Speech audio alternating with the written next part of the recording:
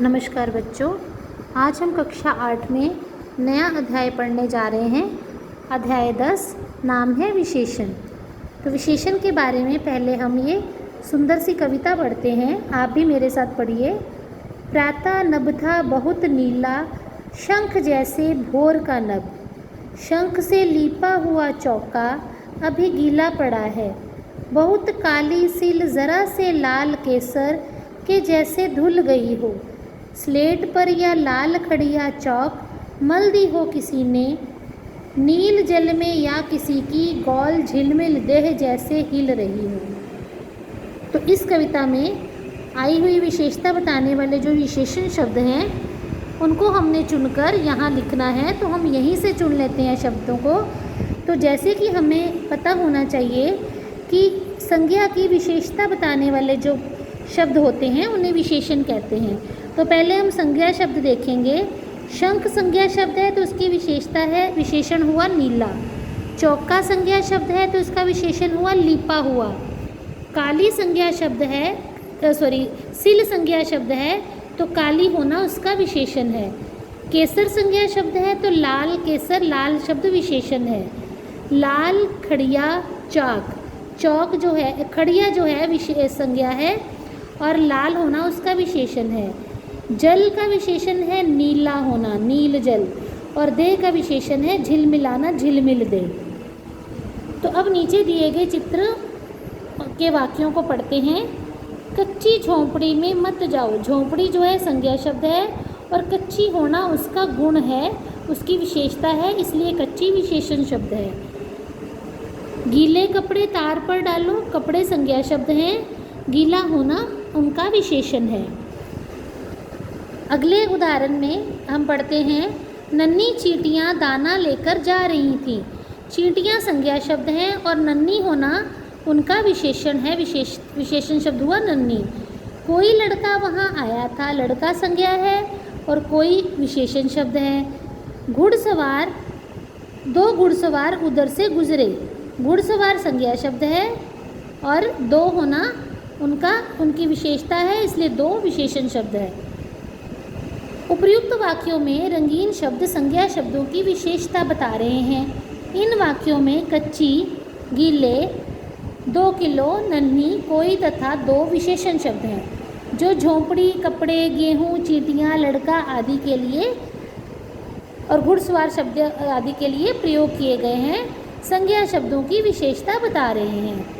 ये शब्द संज्ञा शब्दों के रूप, गुण, आकार, मात्रा आदि की विशेषता का बोध करा रहे हैं, अतः ये विशेषण शब्द हैं। इस प्रकार विशेषण संज्ञा या सर्वनाम के रूप, गुण, संख्या, मात्रा, परिमाण आदि की विशेषता बताते हैं। तो विशेषण की परिभाषा हम ये भी लिख सकते हैं कि संज्ञा अथवा सर्वनाम शब्दों की विशेषता बताने वाले शब्द विशेषण कहलाते हैं। वहीं वे संज्ञा अथवा सर्वनाम शब्द जिनकी विशेषता बताई जाती है उन्हें विशेष्य कहा जाता है। अब उदाहरण देखते हैं। यहाँ हम कुछ वाक्य पढ़ पा रहे हैं। खूंखार शेर दहाड़ रहा है। शेर संज्ञा है, खूंखार होना उसकी विशेषता है, इसलिए खूंखार विशेषण हो गया और शेर उसका विशेष्य हो गया। बाहर कोई व्यक्ति घंटी बजा रहा है। ये संज्ञा, व्यक्ति जो है संज्ञा शब्द है, कोई उसका विशेषण है, इसलिए व्यक्ति शब्द को हम विशेष्य बोलेंगे। तो विशेषण के भेद कितने होते हैं? विशेषण के 4 भेद होते हैं। गुणवाचक विशेषण, परिमाणवाचक विशेषण, संख्यावाचक विशेषण एवं सार्वनामिक विशेषण। तो सबसे पहले हम गुणवाचक विशेषण के बारे में जानते हैं। पहले इसकी परिभाषा जान लेते हैं। जो विशेषण शब्द किसी संज्ञा या सर्वनाम के आकार, प्रकार, गुण, दोष, रंग, रूप और स्वभाव आदि का बोध कराते हैं वे गुणवाचक विशेषण कहलाते हैं। अब हम इस उदाहरण को पढ़ते हैं। रोहन और प्रवीण 2 भाई हैं। रोहन बड़ा और चंचल है। अब बड़ा उसका आकार बता रहा है, बड़ा शब्द। चंचल होना उसका स्वभाव है।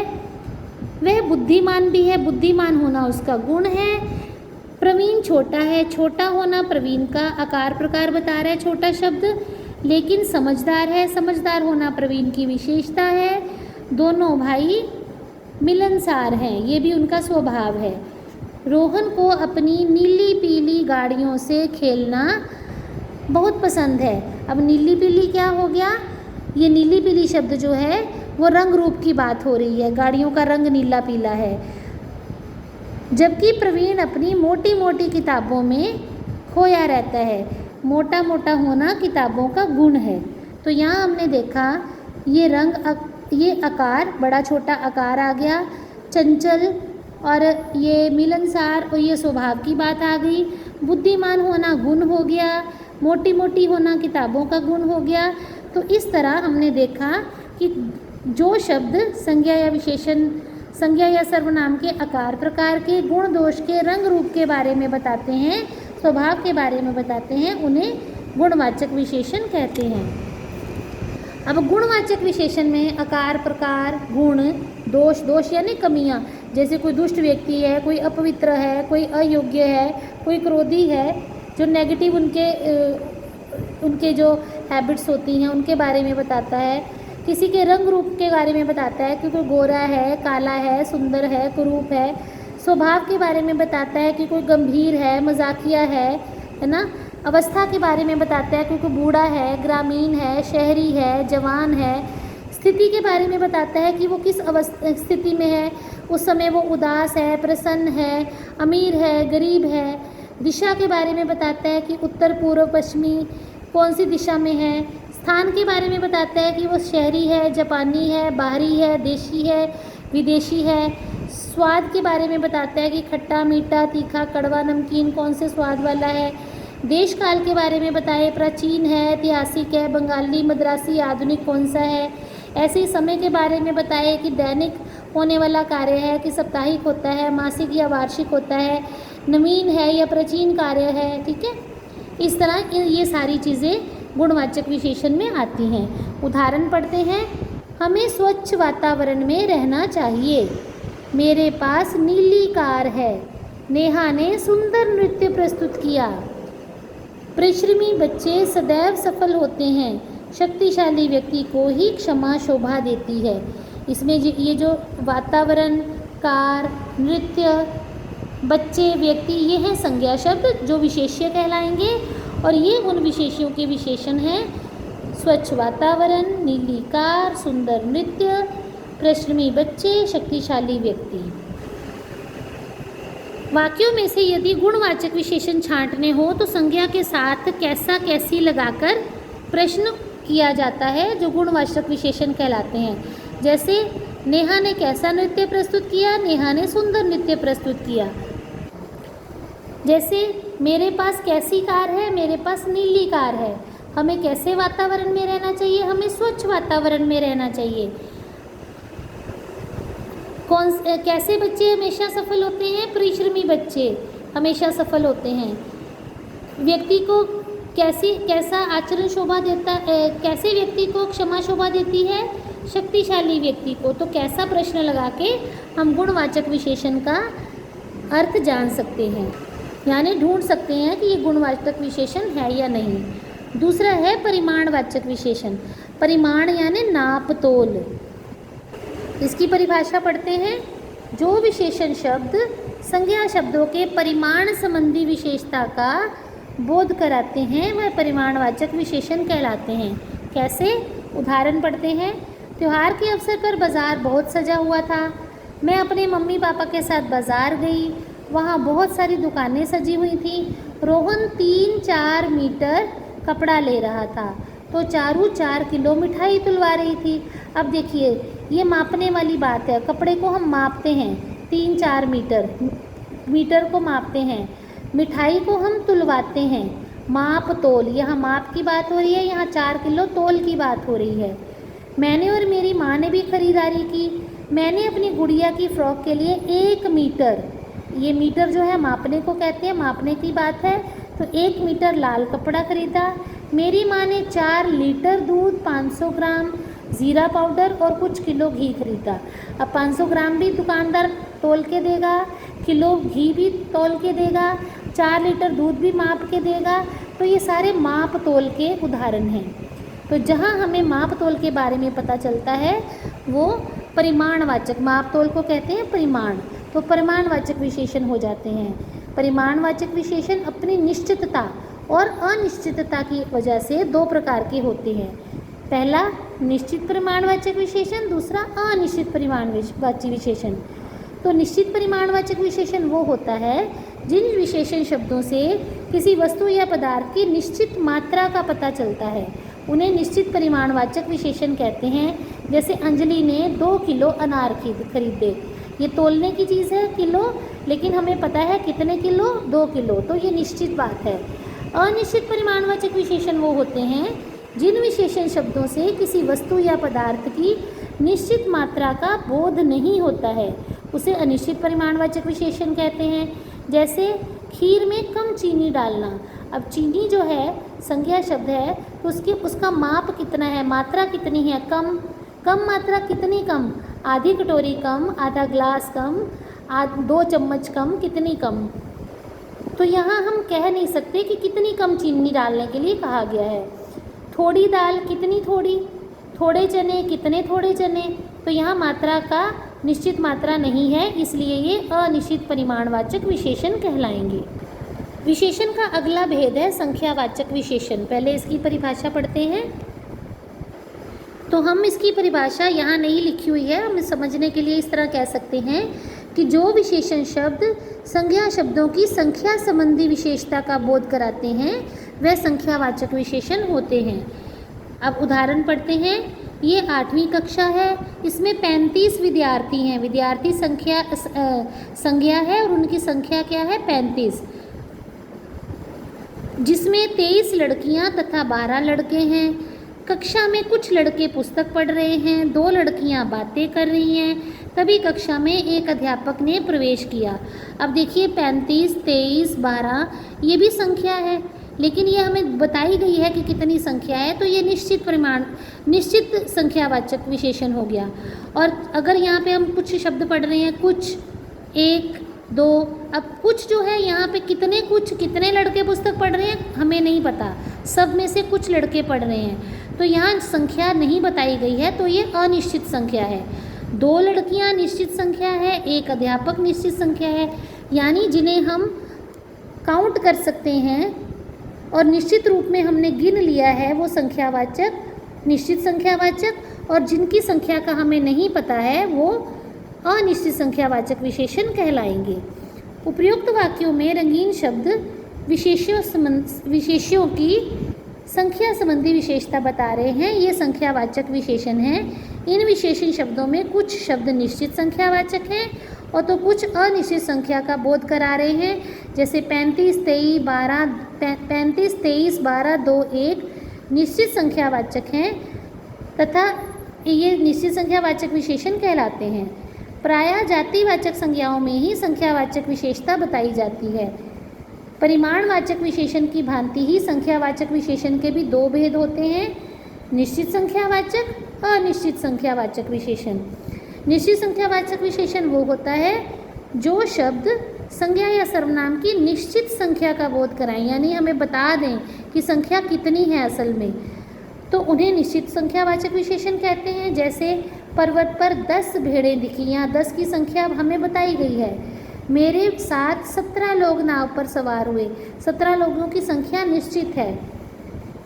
तो अनिश्चित संख्यावाचक विशेषण वो हैं जो शब्द संज्ञा या सर्वनाम की अनिश्चित संख्या का बोध कराते हैं, उन्हें अनिश्चित संख्यावाचक विशेषण कहते हैं। जैसे कुछ लोग आपस में बातें कर रहे हैं, कुछ लोग, कितने लोग, 10, 12, 14, 20, 22, 2, 4, हमें संख्या का पता नहीं है, तो यहाँ अनिश्चित संख्यावाचक विशेषण हो गया। ऐसे ही बहुत थोड़े बच्चे ही आए हैं, मान लो कक्षा में 50 बच्चे हैं, थोड़े से बच्चे आए हैं, लेकिन हमें संख्या निश्चित नहीं है कि 15 आए हैं, 20 आए हैं, 25 आए हैं, 10 आए हैं। तो जहाँ हमें संख्या के बारे में ज्ञान ना हो, वहाँ निश्चित ना हो, तो वहाँ अनिश्चित संख्यावाचक विशेषण हो जाएगा। अगला विशेषण का भेद है चौथा, सार्वनामिक विशेषण। उदाहरण पढ़ते हैं। मेरी बहन ने दौड़ जीती। ये लोग कहाँ जा रहे हैं? अब यहाँ बात ये है कि मेरी जो शब्द है सर्वनाम शब्द है, और यहाँ पे ये जो है सर्वनाम शब्द है, लेकिन जब हम सर्वनाम शब्द का प्रयोग किसी संज्ञा के लिए करते हैं, क्योंकि हमें पता है कि सर्वनाम संज्ञा के स्थान पर प्रयोग किए जाते हैं, लेकिन जब सर्वनाम शब्द प्रयोग करने के बाद उसकी संज्ञा भी लिखी गई हो, तो जिस संज्ञा के लिए सर्वनाम प्रयोग विशेषण के तौर पर प्रयोग होता है तब वो विशेषण शब्द हो जाता है, सर्वनाम ना रहकर विशेषण हो जाता है। क्योंकि ये सर्वनाम शब्द भी है इसलिए इसे सार्वनामिक विशेषण कहा जाएगा। तो मेरी बहन में मेरी सार्वनामिक विशेषण है। ऐसे ही अगर यह होता कि ये कहाँ जा रहे हैं तो होता ये सर्वनाम, लेकिन साथ में लोग भी लिख दिया गया है, यानी सर्वनाम के साथ संज्ञा लिखी गई है और ये सर्वनामिक शब्द जो है इस संज्ञा की विशेषता बता रहा है कि ये लोग, ठीक है। तो इसलिए यहाँ ये शब्द सर्वनाम होने के बावजूद विशेषण की बात कर रहा है, इसलिए ये सार्वनामिक विशेषण बन गया। अब अगली उदाहरण देखते हैं। अगर हम ये वाक्य इस प्रकार पढ़ें, यह हाथी को खिलाता हूँ, ठीक है। अब ये यानी हाथ में गन्ना पकड़ा हुआ है, अंडरस्टूड है कि हाथी को खिलाता हूँ, तब तो ये सर्वनाम, ये शब्द जो है सर्वनाम होता। लेकिन अगर मैंने ये के साथ संज्ञा भी लगा दी, गन्ना भी लिख दिया, ये गन्ना हाथी को खिलाता हूँ, तो ये जो है गन्ना शब्द की विशेषता बता रहा है, तो इसे हम सार्वनामिक विशेषण कहेंगे। ऐसे ही वह दुकान नई खुली है। अगर हम दुकान शब्द ना लिखते तो हम दुकान की तरफ इशारा करके कहते वह नई खुली है, तो वह जो शब्द है सर्वनाम होता। लेकिन हमने दुकान शब्द भी लिख दिया, संज्ञा शब्द लिख दिया और उसके लिए वह सर्वनाम का प्रयोग किया, तो वह दुकान शब्द का विशेषण बन गया, इसलिए ये सार्वनामिक विशेषण हो गया। इन वाक्यों में मेरी, ये, यह, वह ऐसे पद हैं जो सर्वनाम होते हुए भी क्रमशः बहन, लोग, गन्ना, दुकान आदि की विशेषता बता रहे हैं। तो ये सभी पद सार्वनामिक विशेषण हैं। इन्हें संकेतवाचक विशेषण भी कहते हैं, क्योंकि ये पद संज्ञा तथा सर्वनाम की ओर संकेत करते हैं।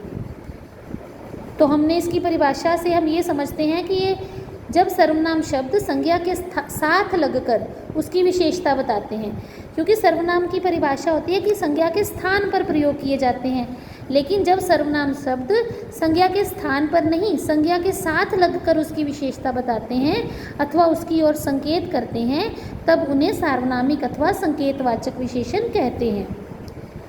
सार्वनामिक विशेषण की पहचान 4 प्रकार से की जा सकती है। बात की निश्चितता से, जैसे यह कलम, बात की अनिश्चितता से, जैसे कोई व्यक्ति, प्रश्न सूचक पद के माध्यम से, जैसे किस गली में तुमने उसे देखा, प्रश्न के रूप में, संबंध सूचक पद के माध्यम से, जैसे यह दरी मेरी है, वह दरी तुम्हारी है। इस प्रकार हमने परिमाणवाचक और संख्यावाचक विशेषण के बारे में पढ़ने के बाद सार्वनामिक विशेषण भी पढ़ लिया है। अब हम पढ़ते हैं कि परिमाणवाचक और संख्यावाचक विशेषण में अंतर क्या होता है। परिमाण यानी मापतोल, संख्या यानी गिनती। जिन वस्तुओं को गिना जा सकता है उनकी संख्या का बोध कराने वाले शब्द संख्यावाचक विशेषण कहलाते हैं, तथा जिन वस्तुओं को मापा या तोला जा सकता है उनका परिमाण बताने वाले विशेषण शब्दों को परिमाणवाचक विशेषण कहते हैं। अतः दोनों विशेषणों में यही अंतर है कि एक गणनीय है यानी गिना जा सकता है, और दूसरा माप तोल से संबंध है यानी उसे मापा या तोला जा सकता है। अब उदाहरण देखते हैं। मेरे घर में 3 पेड़ हैं। 3 क्योंकि हम पेड़ों को गिन सकते हैं, 1, 2, 3, तो ये संख्यावाचक हो गया। दादी ने 10 लीटर पानी बाल्टी में डाला। लीटर जो है मापने की चीज़ है, तोलने की चीज़ या गिनने की चीज़ नहीं है, तो 10 यहाँ पे क्योंकि लीटर लिख दिया गया, लीटर माप तोल बताता है, तो इसलिए ये परिमाणवाचक विशेषण हुआ। यहाँ हम 10 को नहीं देखेंगे, लीटर को देखेंगे। कुछ पेड़ घने हैं। अब पेड़ जो है वो काउंटेबल हैं, गणनीय हैं, गिने जा सकते हैं, तो ये कुछ पेड़ यानी अनिश्चित संख्यावाचक हो गया। कुछ ग्राम जो है तोले जाते हैं, तो कुछ ग्राम अनिश्चित परिमाणवाचक हो गया।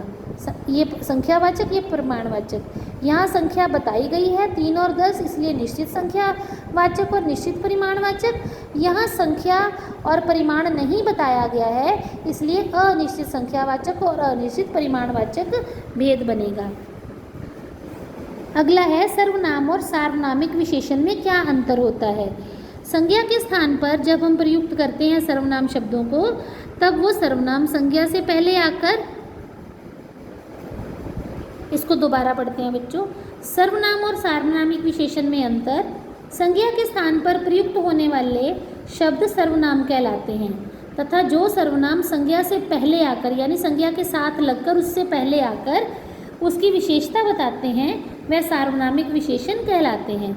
जैसे यह उधर रखो, यह के बाद क्या उधर रखो संज्ञा नहीं बताई गई, तब यह शब्द जो है सर्वनाम होगा। देखिए अब यहाँ पे है ये गाय उधर बांध दो, ये के साथ गाय संज्ञा शब्द का प्रयोग भी किया गया, तो ये संज्ञा के साथ आया ये सर्वनाम, तब ये गाय जो है संज्ञा शब्द है, उसकी विशेषता बता रहा है कि कौन सी गाय, यह गाय, तब ये सार्वनामिक विशेषण हो जाएगा। ऐसे ही वे बात करने गए, वे कौन, वे लोग, वे लड़के, ठीक है। अभी यहाँ कुछ नहीं बताया गया, संज्ञा शब्द नहीं लिखा गया, संज्ञा के स्थान पर बताया गया वह, तब ये सर्वनाम है। देखिए, और जब हमने बोल दिया कि वे लड़के बात करने गए, तो लड़के संज्ञा शब्द हैं जिनका प्रयोग सर्वनाम के साथ किया गया, तब वह सर्वनाम जो है लड़कों की विशेषता बता रहा है, इसलिए ये सार्वनामिक विशेषण बन गया। अगला हम पढ़ते हैं कि प्रविशेषण क्या होते हैं। प्रविशेषण शब्दों की जो है विशेषण शब्दों की विशेषता बताने वाले शब्दों को प्रविशेषण कहते हैं। जैसे परीक्षा का बहुत अच्छा परिणाम निकला। अब परिणाम संज्ञा शब्द है, अच्छा होना उसका विशेषण है, लेकिन अच्छे को भी और विशेषता से बता रहा है बहुत शब्द, तो बहुत जो है अच्छा विशेषण शब्द का प्रविशेषण है। मुझे बहुत ज़्यादा गर्मी पसंद नहीं है। अब गर्मी हमारा संज्ञा शब्द है, भाववाचक संज्ञा, और ज़्यादा होना उसकी विशेषता है, लेकिन कितनी ज़्यादा, बहुत ज़्यादा, तो बहुत शब्द जो है वो विशेषण की भी विशेषता बता रहा है कि कितनी ज़्यादा, बहुत ज़्यादा, तब ये प्रविशेषण शब्द कहलाएगा। घोर परिश्रमी व्यक्ति सदैव सफल होता है। व्यक्ति जो है संज्ञा शब्द है, परिश्रमी होना उसकी विशेषता है, लेकिन कितना परिश्रमी, घोर परिश्रमी, यानी ये घोर शब्द प्रविशेषण है क्योंकि ये विशेषता की भी विशेषता बता रहा है। रोहन अब पूरी तरह स्वस्थ है, ठीक है, रोहन अब स्वस्थ है, ठीक है, स्वस्थ होना उसकी विशेषता है रोहन की, रोहन के लिए प्रयोग किया गया स्वस्थ होना, लेकिन कितना स्वस्थ है, स्वस्थ उसकी विशेषता है, और पूरी तरह स्वस्थ विशेषण का भी विशेषण है, तो ये प्रविशेषण हो गया। इन सभी वाक्यों में बहुत, घोर, पूरी तरह, क्रमशः, अच्छा, ज़्यादा, परिश्रमी तथा स्वस्थ विशेषणों की विशेषता को और अधिक बढ़ा रहे हैं, अतः ये प्रविशेषण है। जब कोई शब्द किसी विशेषण की विशेषता को और अधिक कर देता है उसे प्रविशेषण कहते हैं। अब हम पढ़ते हैं कि विशेषणों की अवस्थाएं कौन सी होती हैं, जिन्हें आप अंग्रेज़ी में डिग्रीज बोलते हैं। हर वस्तु या व्यक्ति की अपनी एक विशेषता होती है, उस विशेषता की वजह से ही उसकी अपनी अलग पहचान बनती है। ये विशेषता किसी वस्तु या व्यक्ति में सामान्य होती है तो किसी में ज़्यादा और किसी में सबसे ज़्यादा। इसी तुलना के आधार पर विशेषणों की 3 अवस्थाएं मानी जाती हैं। कौन कौन सी? पहली मूलावस्था, दूसरी उत्तरावस्था, तीसरी उत्तमावस्था। अंग्रेज़ी में अगर हम समझें तो मूलावस्था पॉजिटिव डिग्री, उत्तरावस्था कंपैरेटिव डिग्री और उत्तमावस्था सुपरलेटिव डिग्री। अभी आप इसे समझ गए होंगे। अब पॉजिटिव डिग्री यानी मूलावस्था, इसमें किसी की तुलना ही नहीं होती बल्कि किसी एक व्यक्ति, वस्तु, स्थान की सामान्य विशेषता बताई जाती है। जैसे दीपिका श्रेष्ठ लेखिका है, राहुल मेरा प्रिय मित्र है, ठीक है। दूसरा है उत्तरावस्था, जहाँ 2 चीज़ों के, 2 व्यक्तियों के बीच में तुलना होती है। इसमें 2 व्यक्तियों अथवा वस्तुओं की विशेषताओं की आपस में तुलना की जाती है। जैसे नीरा दीपिका से श्रेष्ठतर लेखिका है, यहाँ नीरा और दीपिका की विशेषताओं की तुलना हो रही है कि वो श्रेष्ठतर है, ठीक है। अनिकेत रजत की अपेक्षा प्रियतर मित्र है। अब यहाँ पे अनिकेत और रजत दोनों की विशेषताओं की तुलना हो रही है कि दोनों में से कौन प्रिय है, तो अनिकेत रजत से प्रियतर है, यानी कंपैरेटिव डिग्री। इसमें लगता है पीछे तर, श्रेष्ठतर, प्रियतर। इसकी पहचान है कि हम इसके मूल शब्द के पीछे तर लगाकर जो है उत्तरावस्था को बताते हैं। अगला है उत्तमावस्था यानी सुपरलेटिव डिग्री। इसमें बहुत से लोगों तथा वस्तुओं की तुलना करके उनमें से एक को सबसे अच्छा या श्रेष्ठ या बुरा बताया जाता है। जैसे शीतल श्रेष्ठतम लेखिका है, नवल मेरा प्रियतम मित्र है। जब हमने कंपैरेटिव डिग्री बोली थी, उत्तरावस्था बोली थी, उसमें हमने तर शब्द लगाया था। उत्तमावस्था में हम तम शब्द लगाते हैं, श्रेष्ठतम, प्रियतम। ठीक है। ऐसे ही उत्तरावस्था को प्रकट करने के लिए तीव्र तीव्रतर, श्रेष्ठ श्रेष्ठतर, सुंदर सुंदरतर, कम कमतर, तर शब्द प्रत्यय का प्रयोग किया जाता है। ऐसे ही उत्तमावस्था में विशेषण के बाद तम शब्द का प्रयोग, तम प्रत्यय का प्रयोग किया जाता है। तो तीव्र तीव्रतम, श्रेष्ठ से श्रेष्ठतम, सुंदर से सुंदरतम, अधिक से अधिकतम जैसे शब्द बनते हैं। उत्तमावस्था में विशेषण से पहले सबसे शब्द का प्रयोग करके किसी भी को भी अच्छा या बुरा बताया जाता है। जैसे लता मंगेशकर सबसे अच्छा गाती है। विशेषण की 3 अवस्थाओं में कुछ अन्य उदाहरण इस प्रकार हैं। जैसे देखिए, ये मूलावस्थाएं हैं, दीर्घ, उत्कृष्ट, मधुर, श्रेष्ठ, कोमल, कठोर, प्रिय, पवित्र, महान, विशाल, सरल। तो हमने इसका किया दीर्घ, दीर्घतर, दीर्घतम। तर वाली अवस्था उत्तरावस्था, तम वाली अवस्था उत्तमावस्था। तो मधुर, मधुरतर, मधुरतम। उच्च, उच्चतर, उच्चतम। निम्न, निम्नतर, निम्नतम। निकट, निकटतर, निकटतम। सरल, सरलतर, सरलतम। महान, महत्तर, महत्तम। ये हमारी मूलावस्था, उत्तरावस्था तथा उत्तमावस्था की कुछ उदाहरण थी। तो बच्चों, आज आपका जो चैप्टर है वो यहीं पे ख़त्म होता है, अध्याय यहीं पे ख़त्म होता है। इसके आगे का भाग हमने नहीं पढ़ना है। तो अब हम लिखित कार्य करेंगे। धन्यवाद।